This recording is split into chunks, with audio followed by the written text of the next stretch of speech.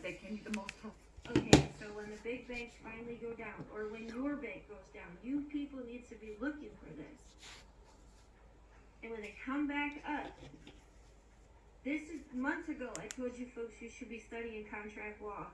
Because if your bank switches currency, that is voiding your mortgage contracts.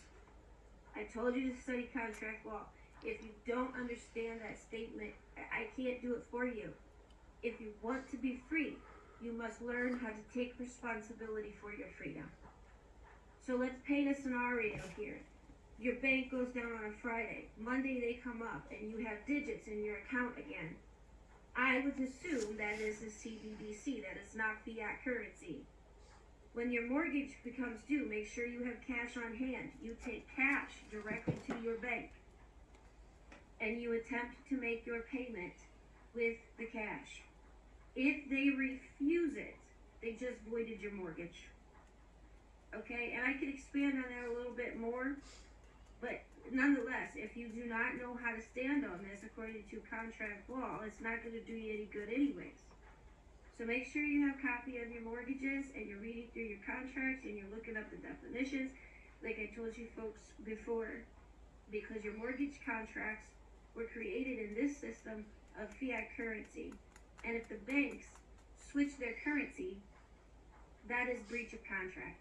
Because there's no way that a fiat currency is going to transition to a cbdc for the same amount of value. And they have to prove that it's the same currency. If they're telling you it's the same currency, then why wouldn't they accept your cash? That's a whole other issue though. So if you're not prepared for a banking collapse now, what do you do? What do you do? We're all poor, right? We haven't been able to go out and buy land and get the things that we need to prepare. So this is what I mean by I believe God is using the cryptocurrency as a stepping stone for his people to get his people out. And I know that folks feel like, well, I don't want to buy into the system. The digital currency system's already here, okay?